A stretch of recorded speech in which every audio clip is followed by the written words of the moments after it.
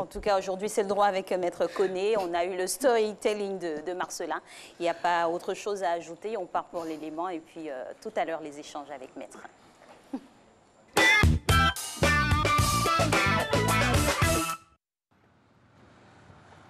La procédure de recrutement aboutit à la conclusion d'un contrat de travail avec le candidat retenu par l'employeur.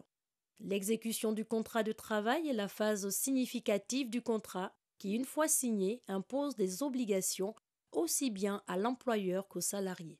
En signant son contrat de travail, le travailleur accepte de se soumettre aux ordres et instructions de son employeur. L'une des obligations qui pèse sur lui est par exemple de restituer en bon état les instruments de travail. L'exécution du travail concerne aussi le temps de travail, le temps de repos et la rémunération. Le temps de repos et le temps de non-travail, il est impératif et général. Quant à l'employeur, il est soumis à une obligation générale de santé et de sécurité. Il doit pouvoir garantir l'exécution du travail dans les conditions temps et lieu convenus. Il doit veiller par exemple à ce que les premiers secours soient assurés en cas d'accident.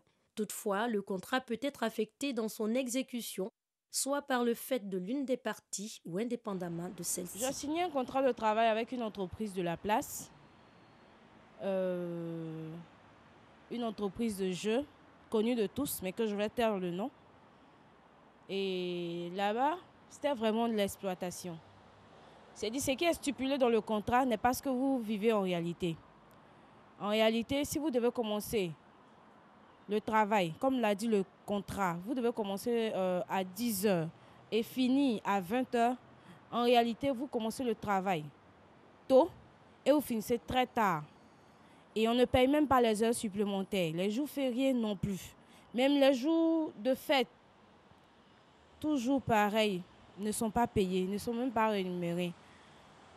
Souvent, vous pouvez vous arrêter toute la journée sans vous asseoir. On devait avoir 8 heures de travail par jour, ce qui n'était déjà pas respecté parce qu'on commençait de 8 heures à 17 heures normalement selon le contrat. Mais on était obligé d'aller parfois à 20 heures, 21 heures, 21h30 parfois. Et on était obligé de subir parce que pour nos précédentes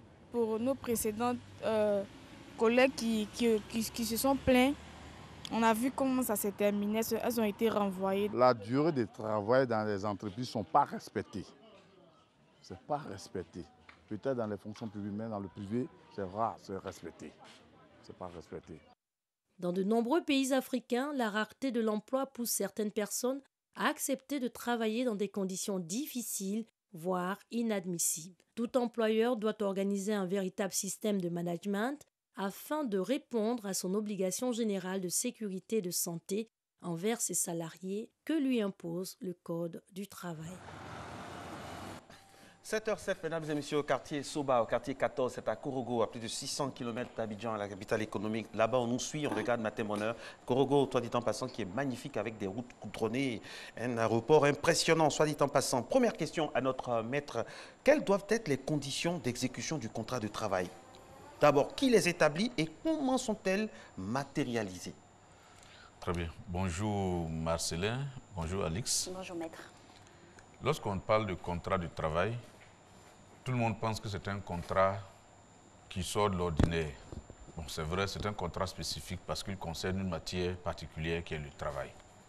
Mais le contrat de travail est d'abord un contrat. Et en tant que tel, il est soumis aux conditions générales du contrat, qui dit que les conventions légalement formées doivent tiennent lieu de loi à ceux qui les ont faites.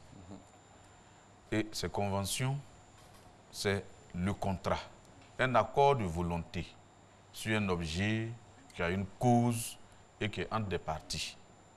Et ce contrat, selon l'article que j'ai cité au début, bon, pas l'article, la disposition, c'est un contrat qui doit être exécuté de bonne foi. Dans ces conditions, il faut savoir quelles sont les obligations des parties. Ce sont ces obligations des parties-là qu'on réunit dans les conditions d'exécution du contrat de travail. Qui les établit? C'est l'employeur. Comment elles sont matérialisées? C'est par ce qu'on appelle le règlement intérieur.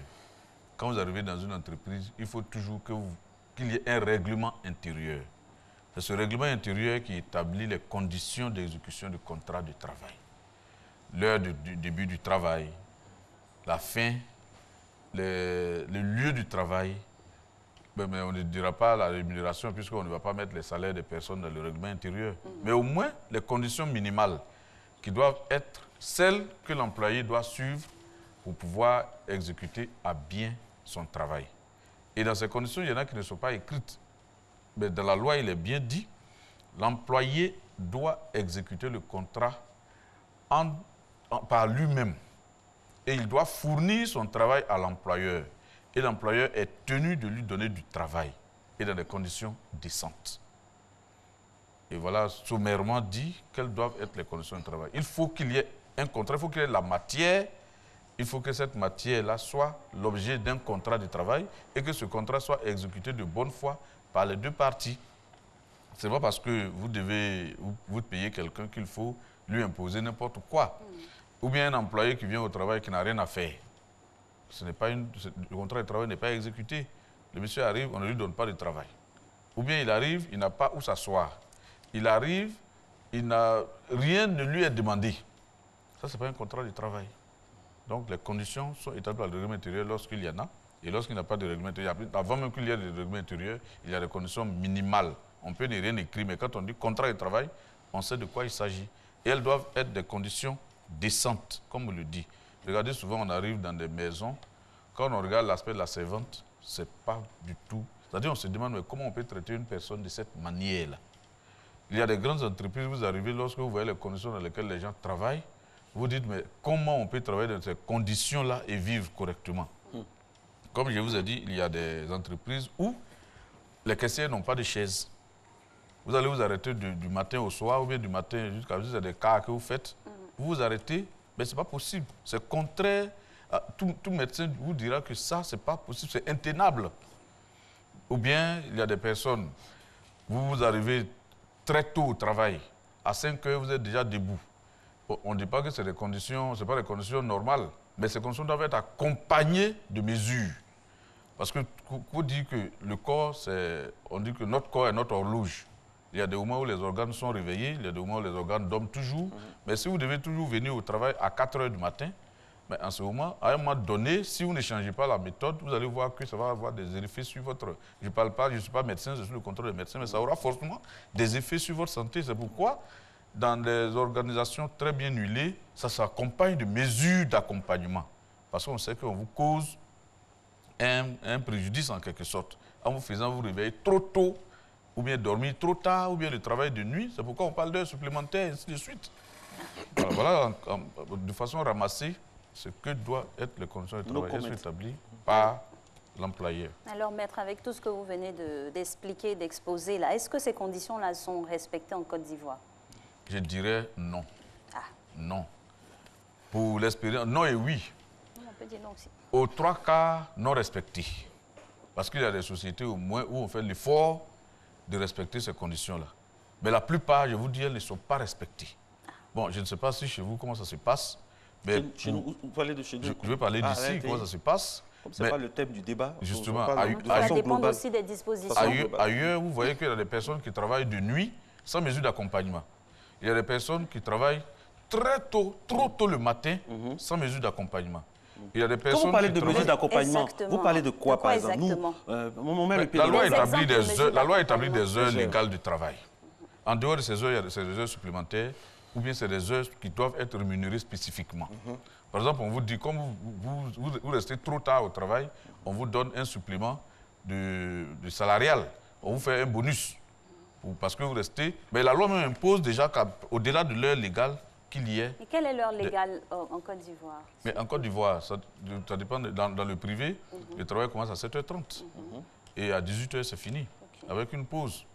Mais après 18h, lorsque vous restez après 18h... Mais avant 7h30. Maintenant, avant 7h30. Bien sûr, c'est en deçà de l'heure légale. Il faut trouver des mesures d'accompagnement financier. Et ce sont des mesures qui vont de la santé... C'est-à-dire même, on en parle comme si c'était un luxe, mais une entreprise de plus d'un certain nombre d'agents doit avoir un défibrillateur. Combien d'entreprises qui ont des défibrillateurs qui ont des Là est la question. Mais regardez même souvent, vous arrivez dans des bureaux qui ne sont pas aérés. Ou bien des personnes qui travaillent sous des expositions qui sont exposés à des radiations, mais qui n'ont aucun matériel de protection. Des personnes qui travaillent dans les usines de caoutchouc, qui n'ont pas de gants, qui n'ont pas de casque. Des personnes qui travaillent même sur un chantier, qui n'ont rien comme élément de protection. Vous arrivez sur un chantier, le seul élément que vous trouvez, c'est peut-être un foulard attaché ou bien un t-shirt attaché sur la tête pour ne pas que le soleil brûle. Le torse est nu, on est en léquet et on prend des échafaudages. Pardon? On est en léquet, c'est quoi les léquets? Les léquets, mais vous ne connaissez pas les léquets? Non, mais puisqu'on regarde... Pendant longtemps, on a parlé du syndrome du léquet dans ce pays. Le syndrome du léquet, c'est-à-dire une personne, cette chaussure-là qui est à bon marché, en caoutchouc, qu'on a utilisée lorsqu'on était élève, merci pour et la qu'on utilise toujours pour jouer au maracana. Merci pour la traduction. Très bien. Donc, des personnes qui sont dans ces conditions-là, qui sont sur un chantier, ou bien, comme je l'ai dit, des caissières qui n'ont pas de siège. Mais elles sont arrêtées toute la journée, mais ce n'est pas possible. C'est intenable. Ou bien des personnes qui travaillent de nuit, mais qui n'ont aucun moyen de transport. Imaginez-vous des personnes qui vont jusqu'à sur la route, sur l'autoroute, il y a la nouvelle zone industrielle. Mais je ne vous dis pas, il y a des employés que j'ai rencontrés qui disent non, on descend ici à 20h, d'ici on descend à 20h, on se débrouille pour rentrer. Mais comment on peut descendre à 20h sur l'autoroute du Nord et se débrouiller pour rentrer pour quelqu'un qui va peut-être à Koumassi? Ou bien une femme, par exemple, qui habite derrière, qui habite à la périphérie d'Abidjan, qui vient très tôt, à 3 heures du matin, seule au volant, c'est risqué. Il faut quand même des mesures d'accompagnement pour la protéger, de protection. Absolument. Ça ne relève pas du luxe, c'est la réalité. C'est la réalité. Lorsque les conditions sont rendues difficiles, il faut que l'employeur trouve les moyens de les encadrer décemment pour permettre à l'employé de les exécuter dans de bonnes conditions. Quand vous dites que ce n'est pas respecté en Côte d'Ivoire, ça fait peur quand même. L'occasion nous a été donnée d'écouter des travailleurs. Devant le tribunal du travail, allez-y un jour, ne serait-ce qu'un seul jour, vous arrêtez à l'audience du tribunal du travail, vous écoutez. Mais vous allez voir dans quelles conditions les gens travaillent. Et lorsque souvent les gens veulent se revendiquer, on estime qu'ils en font trop et on les jette à la porte. Mais malheureusement, le travail est rare. Et il n'y a que ça. Les autres sont prêts à accepter parfois toutes les conditions. C'est ce que j'ai, c'est ce que j'attendais, c'est ce qu'il me faut pour nourrir ma famille. Je fais comment? Ou bien des personnes qui travaillent 24 heures sur 24 sans heures supplémentaires. Nous avons rencontré des chauffeurs qui sont les chauffeurs de dépannage de certaines sociétés de téléphonie mobile, je ne dirai pas le nom.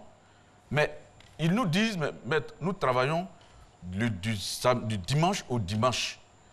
À toute heure, nous sommes prêts à aller sur le terrain parce que si on nous signale une panne quelque part, nous y sommes. Et ils n'ont que le salaire. Mais, vous allez me dire, mais ils sont payés à des millions. Mais non, le salaire ne vaut même pas 150 000 francs, je vous dis. Et il n'y a pas d'heure supplémentaire, il n'y a pas de congé. Ça, c'est les conditions de travail, ça. Et ce n'est pas respecté. Et il y en a beaucoup. Allez dans les usines, faites le tour en zone industrielle. Vous allez remarquer dans quelles conditions le travail est exécuté.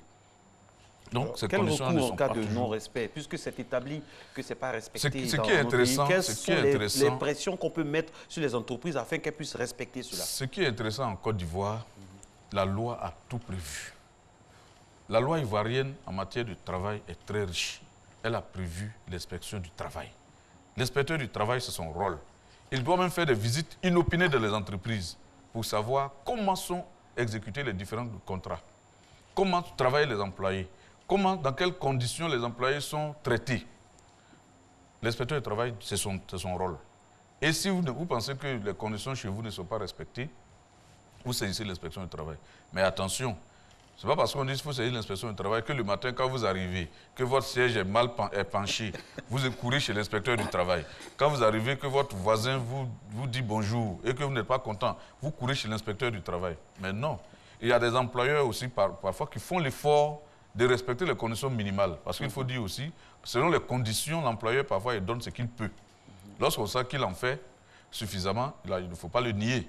Il y a des employeurs qui font effectivement ce qu'il faut pour que les conditions soient bonnes. Mais les employés sont parfois d'une ingratitude caractérisée. C'est parce que l'employeur donne toutes les conditions qu'on en veut un peu plus. On abuse. On abuse, voilà. Et ça, ces employeurs-là, il y en a. L'employeur vous dit, mais maître, j'ai prévu telle circonstance, j'ai prévu telle condition, j'ai prévu ceci, j'ai prévu cela, pour que mes employés soient à l'aise, ils se restaurent sur le lieu. C'est quelque chose que je prends vraiment au taux forfaitaire, mais ils estiment qu'il n'y a pas suffisamment de sucre dans le café, il n'y a pas suffisamment d'orange à la cantine. Bon, vous voyez. Quand on préparait cette émission avec Alix, il y a une entreprise, par exemple, où chaque mercredi, ceux qui sont dans l'entreprise ont droit à une certaine remise sur ce que l'entreprise vend. Oui. Mais ça, c'était un avantage que le patronat avait consenti. Et c'est devenu un moyen de marchandage. Pour les employés. Pour les Effectivement. employés. Et donc, le patron a supprimé Justement, il y a des employeurs, effectivement, qui font tout, qui en font tellement que les employés commencent à croire, comme on le dit, celui qui est bon, on a l'impression parfois qu'il est un peu bête. Donc, et ça, je m'excuse du terme, mais c'est cela la réalité. L'occasion a été donnée de défendre certains employeurs. Lorsqu'on regarde les conditions qu'ils offraient à leurs employés, on dit, mais attendez, ici, dans ce pays, ça c'est possible? Mais oui, mais je suis obligé de faire comme ça parce que de là d'où je viens, c'est comme ça que ça se passe. On dit, mais attention, mais si c'est comme ça que ça se passe et que ceux-là encore se plaignent, c'est qu'ils ne savent pas vraiment ce qu'ils veulent. Soit les employeurs font l'effort. Il y a certains qui font l'effort, mais par contre, il y en a d'autres. Un jour, Marcel me disait sur ce plateau, il y a une catégorie d'employeurs qui pensent que l'employé est un esclave. Et ça, il y en a effectivement. Alors, pour ne pas baigner dans l'esclavagiste ou voilà, avoir des recours, est-ce que l'autorité que vous venez de citer, c'est le seul organe? Oui, l'inspection du travail. Non, c'est l'inspection du travail. C'est l'inspection du travail. Il y a la direction régionale, la direction du travail. Mais l'inspecteur du travail est le premier interlocuteur. C'est l'interlocuteur le plus proche. C'est à lui que la loi a donné compétence pour s'assurer de la bonne fin d'exécution des contrats du travail. C'est l'inspecteur. Il peut faire des visites inopinées. Il peut convoquer l'employeur, lui demander pourquoi c'est ainsi. Mais je ne sais pas pour moi, Alix, est-ce que vous avez déjà entendu qu'une fois... Je veux savoir, est-ce que c'est vraiment effectif moi, sur jamais le terrain? vu, hein, Jamais entendu parler. Mais aujourd'hui, l'inspecteur du travail... Je n'ai jamais assisté en 19 ans de carrière. Je n'ai jamais vu un inspecteur du travail quelque part venir. À moins que vraiment ce soit pour un cas syndical. C'est un fonctionnaire. Oui. Et il vient comment? Il marche, il prend son propre carburant, il prend le taxi, il prend le Woro, il prend le Baka, il prend le bus. Voilà, question. Vous avez fait un tour dans les inspections du travail. Nous y faisons à tout moment des tours. Mais regarde, allez-y à Djamé. Demandez où se trouve l'inspection du travail d'Adjamé. Mais quand vous arrivez, vous avez l'envie même de dire à l'inspecteur, vraiment, on va vous apporter une chaise. On va vous apporter un bureau. Même l'inspecteur même a des soucis. Mais justement... Celui qui doit venir inspecter, même, il n'aime pas inspecter lui-même. Il y a 2 personnes pour contrôler au moins 150 entreprises. Wow. Et ces 2 personnes, pendant qu'elles sont là, elles doivent recevoir les plaintes, tenter les conciliations, ainsi de suite. Mais à quel moment l'inspecteur se lève et va en entreprise? Lorsque quelqu'un est chargé de vous inspecter, mais il faut qu'il soit à l'abri du besoin. Mais si l'inspecteur arrive et quand il regarde votre situation, lui-même il vous envie, vous croyez qu'il va vous dire quelque chose? Vous voyez? Mais c'est cela. Aujourd'hui, par exemple, ceux qui sont chargés de faire les contrôles en matière fiscale, mais quand la personne arrive, vous savez, la personne, en principe, quand vous la regardez, vous savez qu'elle n'attend pas ce que vous allez lui donner. Mais pourquoi l'inspecteur du travail ne vient pas dans ces conditions-là aussi? Voilà. Il faut des moyens à nos inspections du travail. Parce qu'il y en a qui ont envie de faire du boulot, il y en a qui ont envie de se déplacer, il y en a qui ont envie... Mais regardez, quand l'inspection a commencé à bouger, qu'est-ce qui s'est passé? Il y a une usine qui a été fermée de fabrication de boissons. Parce que s'il y a les moyens, les gens sont prêts à faire... Eux aussi, quand on veut les recevoir sur des plateaux de télé, aussi, hein. Quand on veut les recevoir, parce qu'il faut dire la vérité aux Ivoiriens, il y a des corps, nous, au niveau de la télévision, par exemple, Matin Bonheur, le cas qu'on connaît, on veut donner la parole à tout le monde. Mais au dernier moment, quand vous invitez des gens aussi ont peur de parler. On peut parler normalement sans blesser, de façon claire, pour que les choses changent. C'est ça notre but. Ce n'est pas de régler des comptes avec qui que ce soit, mais c'est pour que la société avance. C'est la moindre des choses qu'un média puisse faire quand même. Donc quand on vous invite, ne décommandez pas au dernier moment, quand il est 5 h du matin, parce que personne ne peut réagir après. Ce n'est pas facile. Venez parler des soucis. Comme ça va avancer, parce que les autorités, je vous assure que les autorités nous suivent, elles écoutent. Elles écoutent, vraiment, et c'est ça, ce sont des moyens qui permettent aux gens de faire avancer la société aussi. Mais si on ne parle pas, ou bien si on a peur de parler, voilà, il ne faut pas se punir dans la tête, il faut venir parler, on peut s'exprimer dans les règles de l'art et les choses vont avancer, n'est-ce pas? Et c'est ce que vous faites là. Bien sûr. Vous n'avez jamais été inquiété depuis que vous parlez sur ce plateau. Vous n'avez jamais été inquiété depuis que vous parlez sur ce plateau. Non, on peut aller librement, on en parle librement, tranquillement. Puisque je n'invente rien. Voilà. Ce que je dis est écrit dans la loi. C'est écrit dans la loi. La loi dit que c'est l'inspection du travail qui doit faire le travail. Et lorsque nous allons à l'inspection du travail, nous voyons les conditions dans lesquelles ces personnes-là travaillent. L'occasion nous a été donnée une fois de parler de l'inspecteur du travail sur ce plateau.